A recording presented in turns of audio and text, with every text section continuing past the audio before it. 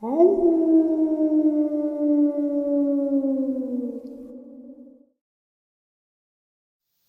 greetings and salutations, everyone. I hope everyone is still doing well, and welcome to, depending on wherever you may live or however you may look at your clock, this early morning or middle of the night bonus upload.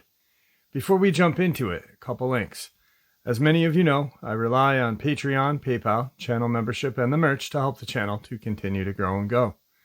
Links to Patreon, PayPal, and channel membership is in the description below. Merch displayed directly under the video. Also, Dogman Frightening Encounters, Volume 1 through 3, the audiobook versions. They were written and researched by Tom Lyons, narrated and produced by me, Jeff Nadolny. Those audiobooks are available on Audible, Amazon, and iTunes, links to which are also in the description as well. And finally, last but definitely not least, if you'd really like to help support the channel to continue to grow and go, simply subscribe. It does not cost a cent. Click that like button, takes half a second. If you don't want to miss out on any of the informative uploads I put out daily, click that bell icon, and folks, please leave a comment. Why? Well, because all these things really do help the channel to continue to grow and go. And folks, they definitely do matter. Now, everyone, I have taken far too much of your time. Let's jump in to this early morning or middle of the night bonus upload, shall we? So, I opened this email, and it's very short, very politely written, and there is a paper clip, which means an attachment. I open the attachment, and it's a ID, federal ID for a federal park ranger out of Tonto National Forest in Arizona. And he says, I have some very damning evidence against the United States government that I'd like to share with you. Please do not share my ID. That is for you to validate who I am. Please do not share my name, because there was multiple park rangers on duty that day that are now still, like myself, retired. But I need to share this with you. I've sat on it for far too long, and the experience that I'm going to share got stirred up about a month and a half ago when he was watching YouTube, and one of his other creators that he watches talked about this, and he said, I didn't know if I should reach out to this man. He may after this, but he reached out to me because of the simple fact that the animal attacks that I talk about, the cover-ups that I talk about, and the relationship that I had or have with Victor.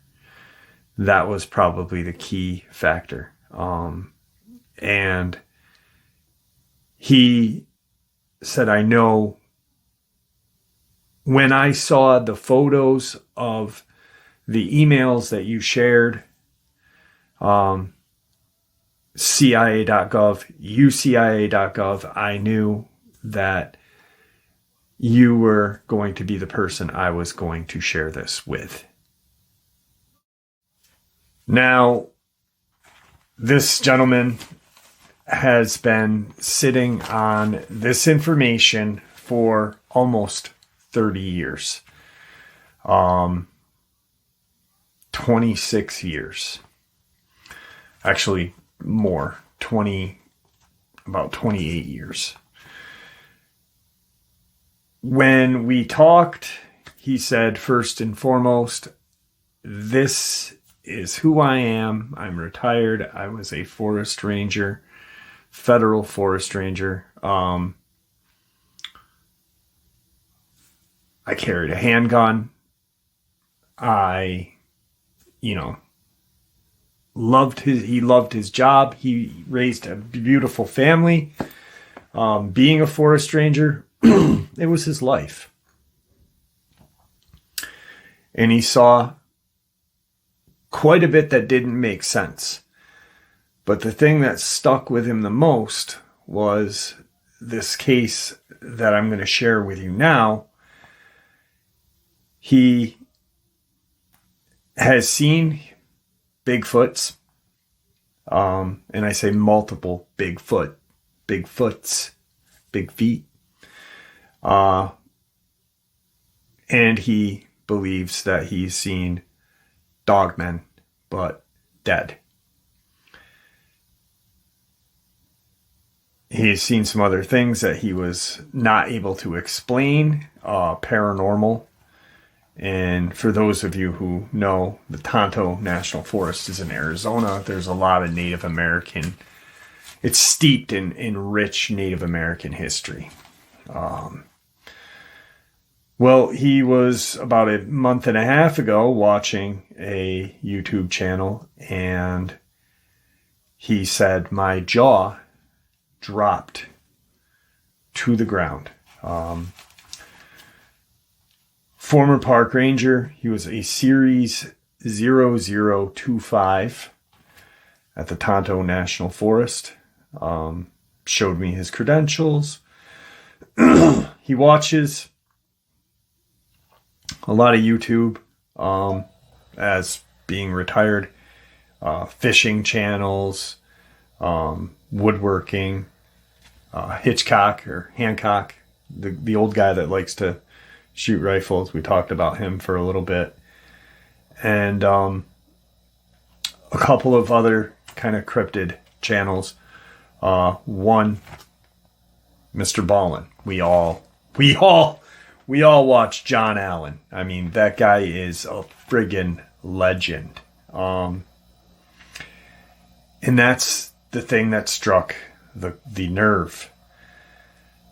I hadn't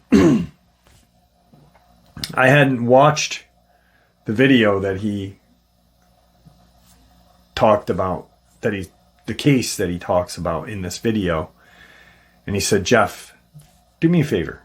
Watch the video and call me when you're done watching it.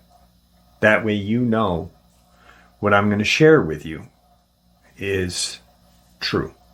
I'm like, okay. So I guess after he was done picking his jaw up after he had seen this video,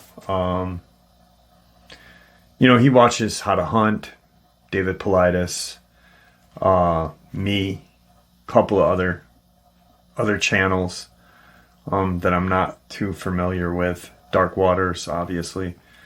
But so this is I'll give you the gist of the incident of what the news. This is the public information. So date was May 27th, 1995. A truck driver named Devin Williams was in Kingman, Arizona. Lives with his family in Americus, Kansas. He'd been driving for roughly 3 or 4 days, just nonstop, trying to get back home to his family. Inside this trailer that the news public information said that they was carrying vegetables and fruits. In the video, John Allen, Mr. Ballin, said that it was strawberries and lettuce. Devin was a large guy, really kind of a westerny, tattooed, just a big,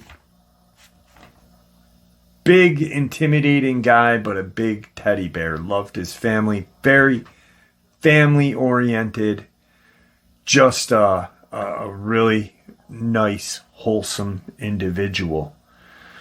So I'm going to quick go through the public information. I guess he calls his boss, says, I can't sleep. I'm going to drive, and then I'll take another break. I want to get this done so I can be with my family. Well, I guess as time goes on, he calls the boss and says this to him. I believe this is on a Sunday. And Monday morning comes rolling around where he's supposed to deliver this shipment is calling his boss. He's like, hey, you know, my driver is one of my best.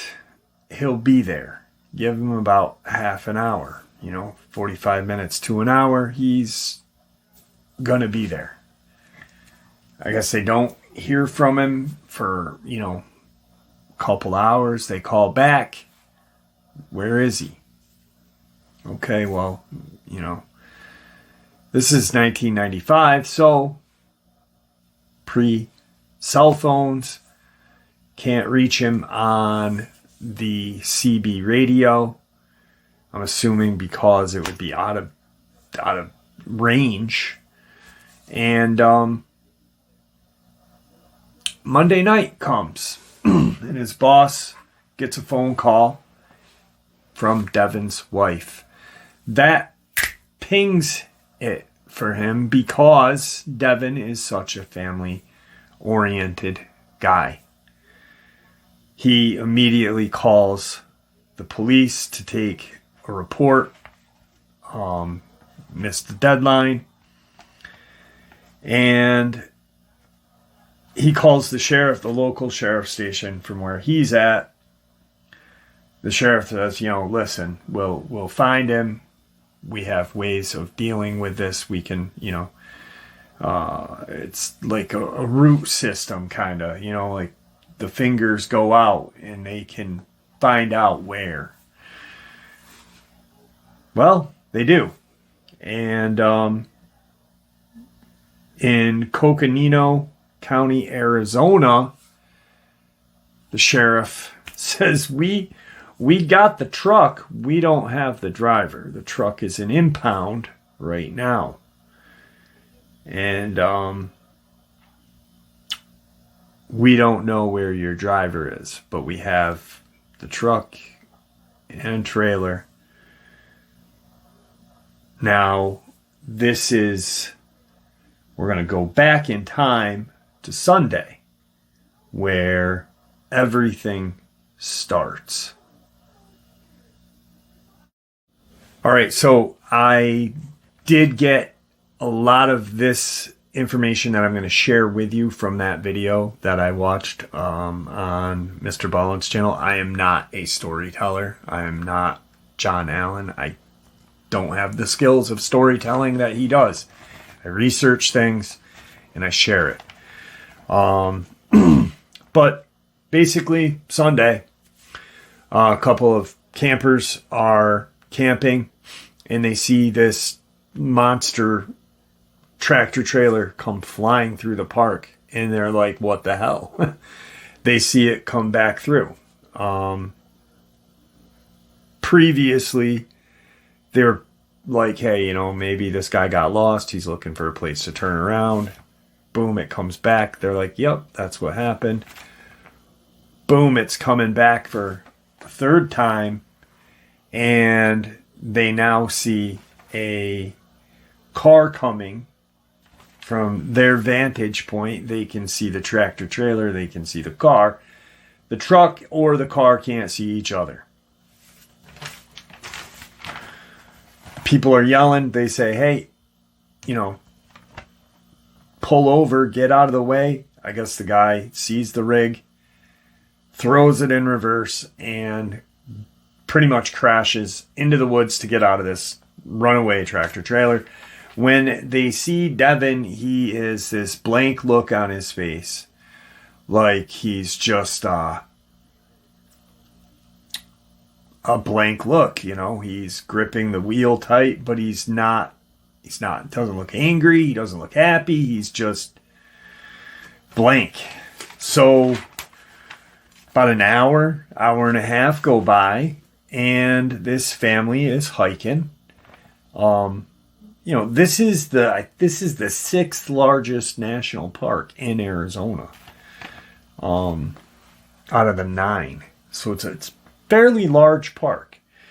Now, this family comes to this kind of meadow field area, and they see this truck parked, right? And they're like, "What the hell?" The dad says, "Wait here. What's the guy, you know, what's this driver doing? Maybe he's stuck. Maybe we can help him. Let's figure out what's going on. But stay here, please. I don't want you guys to, you know." Guy's like, "Hey, you all right?" Devin turns around and looks at this father/hiker and does some very intimidating and very strange behavior.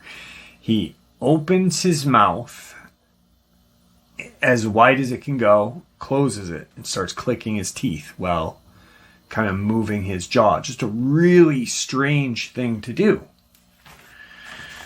And then says, the only words that are said is, "I did not do it.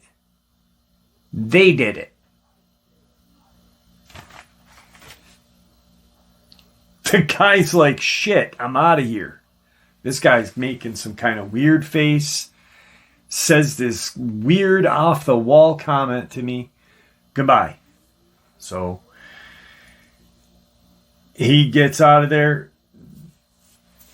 Eventually, I don't know if they called the police, contacted the police, or if just I'm imagining they did, or the campers did. It's kind of not really known who did at the time, but the deputies come and they find the truck, okay? Now, this is where things get strange, because this is where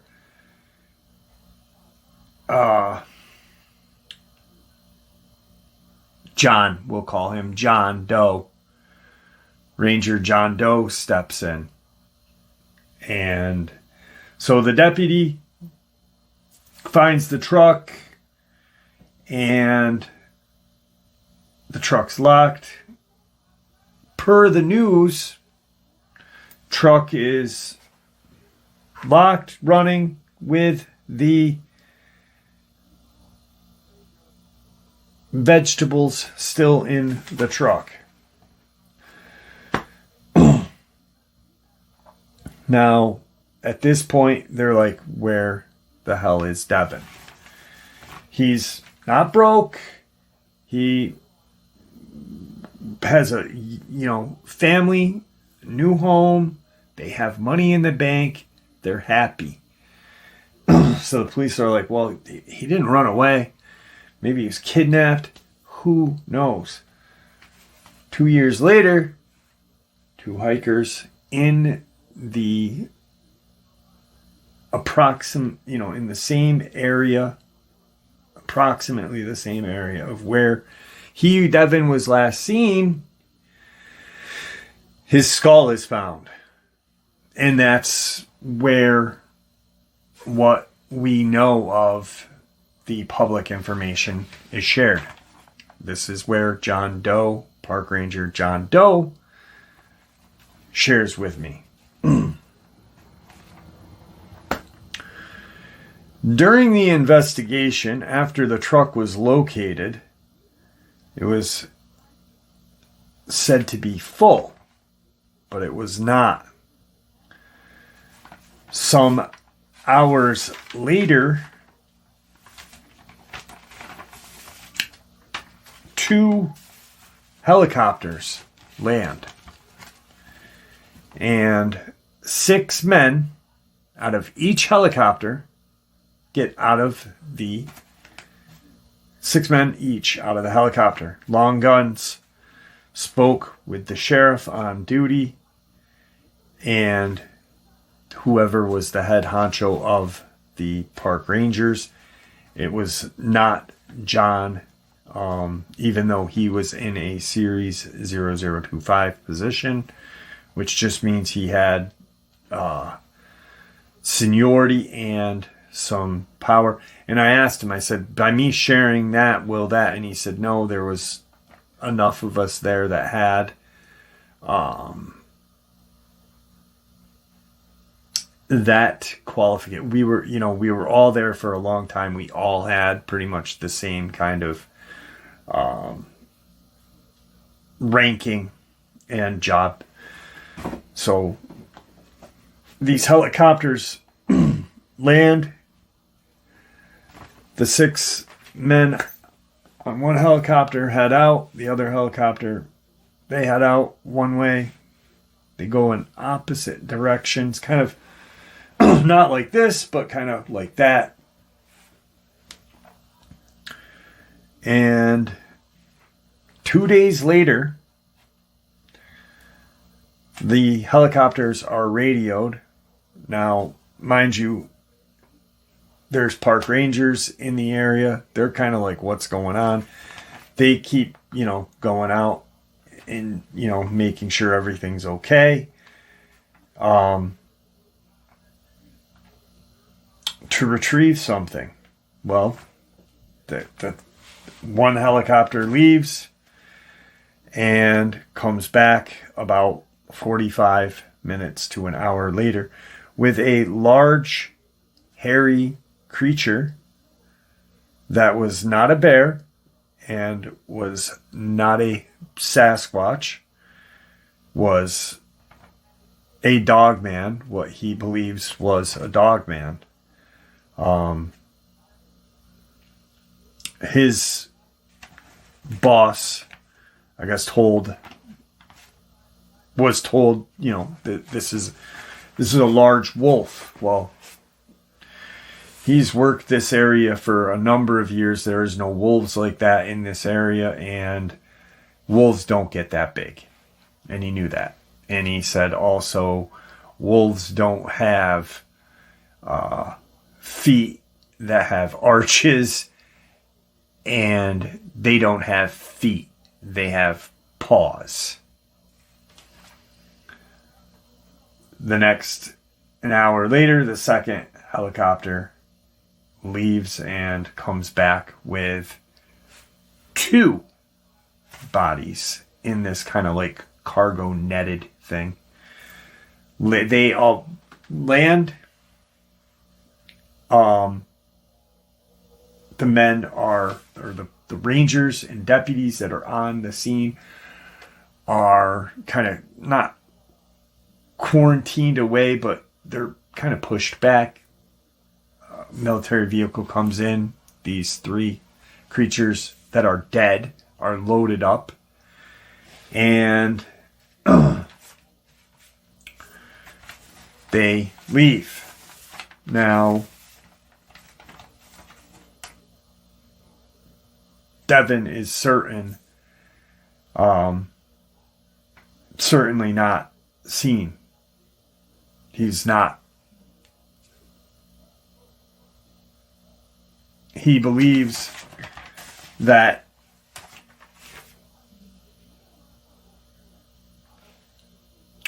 the trailer, this is where it absolutely even gets more sinister and a little more strange, is that when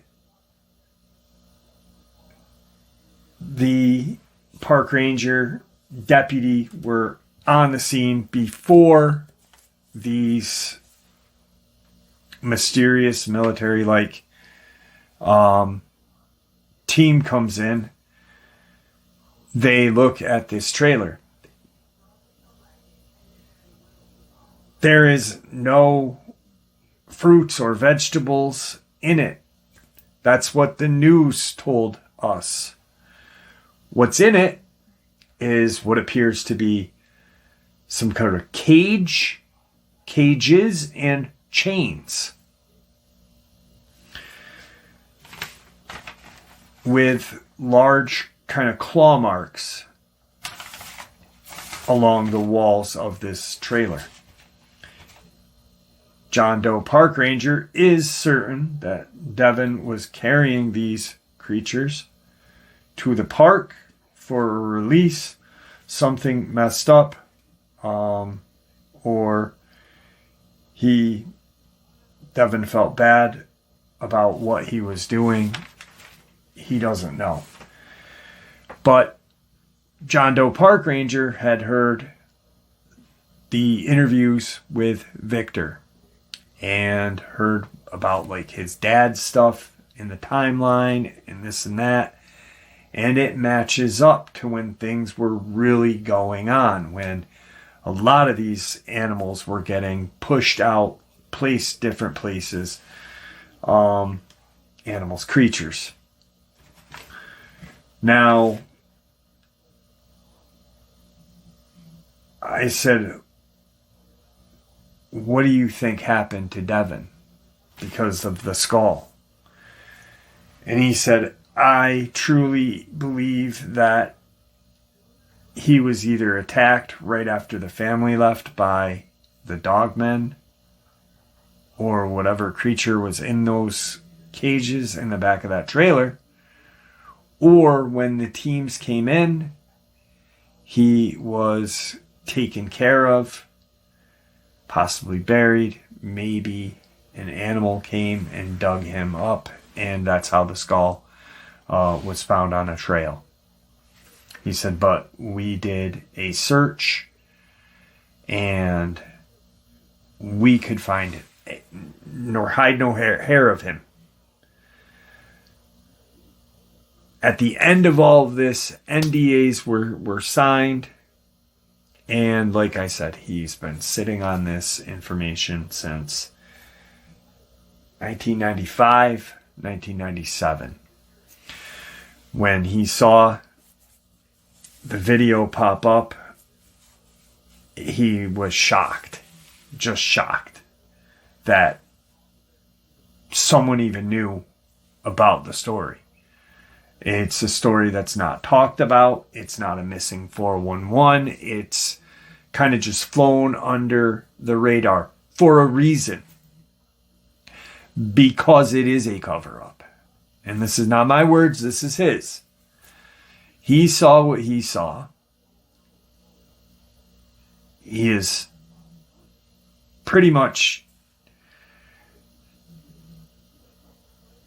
felt like he did a disservice to the public and to his family by holding on to it for so long. But once again, he never really forgot about it, but it happened, and he kind of just, years go by and you're working, you have a family, and it doesn't leave your brain, but it kind of sits on the shelf. And it was just that one video that triggered it. And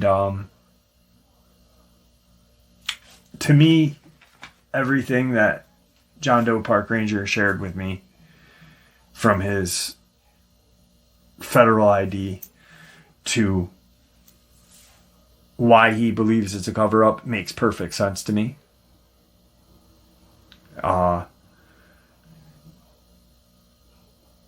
It fits the criteria. Why isn't he a missing person? He disappeared, or a missing 411. Why wasn't he talked about? Because it's not major national news, but it does fall into that category of missing 411. It's missing in a national forest. But once again, when the government wants things covered up, they can do it very quickly and usually very adequately, which in my eyes they did.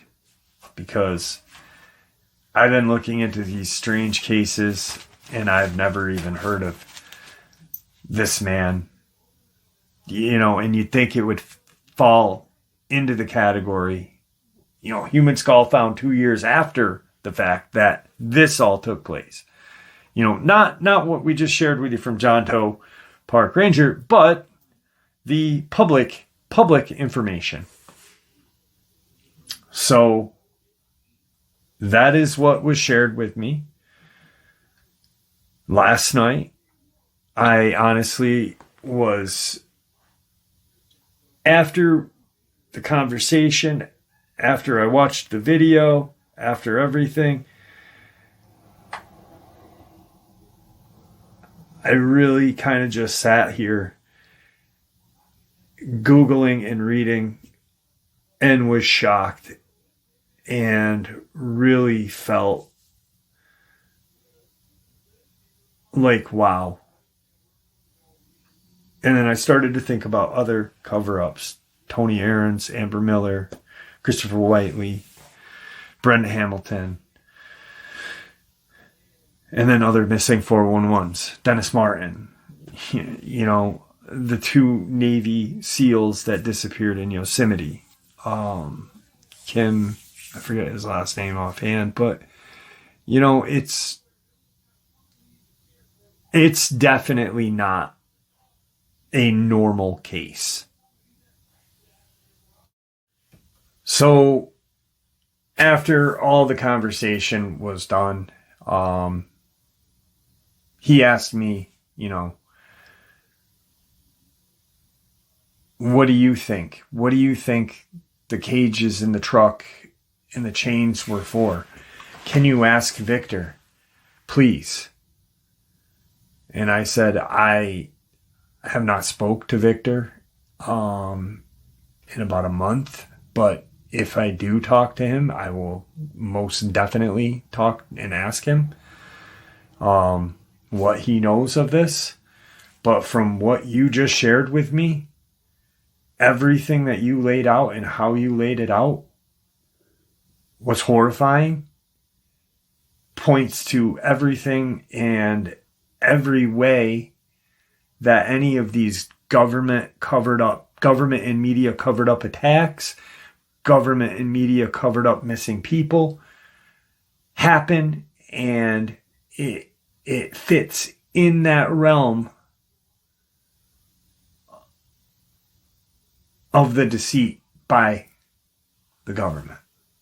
And he asked once again, please do not. And I said, listen, I do not break confidentiality. I appreciate you, and I appreciate you sharing this. All right, guys, some very, very frightening information coming out about the government and what they are up to. Obviously, those of us who research and who really look into this stuff know this stuff's been going on for a long time.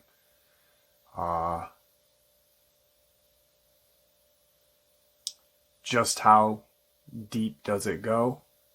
I think it goes fairly deep.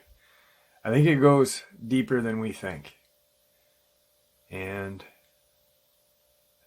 I truly, truly believe that our government is using deep underground military bases to house these creatures, to hide these creatures. I think they're creating things that have no business walking on this earth. I don't believe that they're creating Dogman. I believe Dogman have been here since before humanity, maybe around the same time. But what the government is creating is something so evil. And it's not just our government. It's the world government, the 1%. And that's who we really need to be careful of, because they've got their mitts in everything. Right there. That just shows the evilness of our government. They will use, abuse, and dispose. I hope you enjoyed this early morning, middle of the night bonus upload. as much as I enjoyed sharing it with you. Everyone, please stay safe, happy, healthy, and ever vigilant, keeping an eye on our children, pets, family, and friends. These creatures are real, they are out there and dangerous. Share this information with the people you love and care about, and it may just help save their lives someday. Until next time, never stop asking questions, never stop searching for the truth, and God bless.